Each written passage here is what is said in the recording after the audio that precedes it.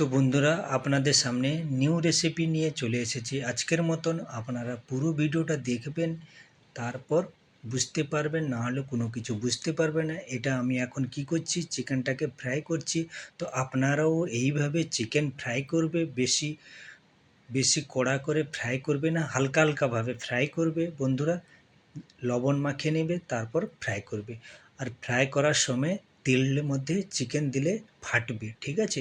তো আপনারা দেখে শুনে একটু ফ্রাই করবেন, তেলে ছিটা পড়বে, ছিটা পড়লে আপনারা গায়ে ঠোসা ঠোসা পড়ে যাবে। তো সাবধানে একটু দেখে শুনে কাজ করবে। তো এই রেসিপিটা বানাতে যাচ্ছি কি, এটা হচ্ছে দই। দই দিয়ে আমি বানাবো, ঠিক আছে? এটা হচ্ছে, ঠিক আছে, দইটা এইভাবে আমি দুটো চিকেন নিয়েছিলাম। তো পিস একটা একটা চিকেনে 12 পিস করে বানিয়েছিলাম, ঠিক আছে? তো আপনারাও আপনাদের হিসাব মতন বানাবে। আর দই নিয়েছি ½ কিলো দই। আর এটা হচ্ছে পেঁয়াজকে ফ্রাই করা হচ্ছে, ঠিক আছে? পেঁয়াজকে ফ্রাই করার পর দেখতে পাচ্ছেন, তো এইভাবে মিক্সিতে এটাকে পিষা হবে, ঠিক আছে? তো আপনারাও পুরো ভিডিওটা দেখবেন ভালোভাবে মন দিয়ে, না হলে কোনো কিছু বুঝতে পারবে না।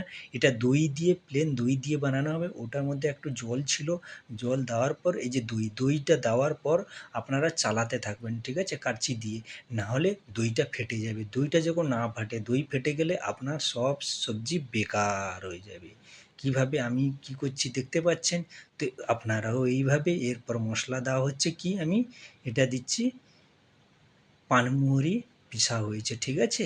তারপর দিচ্ছি সৌট, যেটা বলে আদরক একটা শুকা পাওয়া যায়, সৌট বলে, এটা সৌট দিয়েছে, ঠিক আছে? তারপর দিচ্ছি কি, রসুনের পেস্ট। তারপর দেবো কি আমি, এটা যেই পেঁয়াজটা আমি রোস্ট করেছিলাম, সে পেঁয়াজটা এর মধ্যে মিক্সিতে পিষা হয়েছিল সেটা দেওয়া হচ্ছে। তো এই হচ্ছে আমার মশলা দেওয়া। তারপর একটুখানি দেশি ঘি দিবে। আগে আমি কোনো তেল ইউজ করিনি, ঠিক আছে? তো এইমাত্র সামান্য একটু ঘি দিয়েছি। তারপরে দইটা ভালো করে চালাতে থাকবে, ঠিক আছে? তো মিক্স হয়ে যায়। এরপর মশলাটা দিচ্ছি কি, কালি মিরিচ, ঠিক আছে? তারপর চিকেন দেবো। এই চিকেনের রেসিপিটার নাম হচ্ছে কি, চিকেন কাশ্মীরি মাখিনি, ঠিক আছে বন্ধুরা? এটা ভালো করে মনে রাখবেন, চিকেন কাশ্মীরি মাখিনি।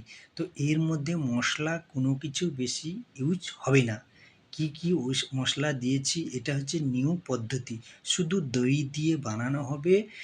দইটা যেরকম না ফাটে, বারবার আপনাদের বলছি, কালকে আপনারা বাড়িতে দই আনবে, চিকেন আনবেন, বানাবেন, আর খেয়ে আমাকে কমেন্ট করে ফটাফট জানাবে। খুবই টেস্টি খাবার, খুবই স্বাদিষ্ট, খেতে খুব দারুণ লাগবে। কোনো মশলা, বেশি মশলা কিছু নাই। আর দইটা যেরকম, বারবার বলছি, দইটা যেরকম না ফাটে, দই দেওয়ার সাথে সাথে ½ ঘন্টা মতন আপনারা চালাতে থাকবে যখন দইটা, যতক্ষণ দই ফুটছে না, ফুটে গেলে বুঝে নেবে দই আপনার হয়ে গেছে। কত সুন্দর কালার হয়েছে দেখতে পাচ্ছেন? তো আমি কি কি মশলাগুলো দিয়েছি আপনাদের বলে দিয়েছি। এটা লাস্টে আমি এন্ডের দিকে আমি এটা দিচ্ছি পুদিনা, सूखा हुआ पुदीना और पुदीना कच्चा पत्ता, খুব সারে পাত্তা দরকার। তো এই মধ্যে টেস্ট হবে। আর বেশি পাতলা নেই, বেশি গাঢ়ও নেই। দেখতে পাচ্ছেন দই দিয়ে কীভাবে আমার বানানো হয়েছে রেসিপিটা। তো এই রেসিপিটা কেমন লেগেছে আপনারা আমাকে কমেন্ট করে জানাবেন। আর আপনারা অতি অবশ্যই বাড়িতে বানিয়ে খাবেন। খুবই সুন্দর খাবার, লাইট খাবার, এত স্বাদিষ্ট খাবার। আর হালকা 2-3টে বা 2-4টে কাঁচা লঙ্কা দিয়ে দেবে। দেখতে পাচ্ছেন চিকেন কালারটা কত সুন্দর হয়েছে। আমি তেল বেশিও দিইনি। তো খেতে খুবই টেস্টি হয়েছে। আপনারা অতি অবশ্যই বাড়িতে বানিয়ে খাবেন। টেস্টি খাবার। আর কেমন লাগছে আমাকে জানাবে।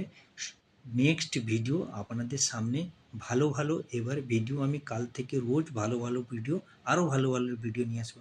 কেন আমাকে অনেকে বন্ধুরা আমাকে ফোন করে বলেছে যে দাদাভাই ভালো ভালো নিয়ে আসুক।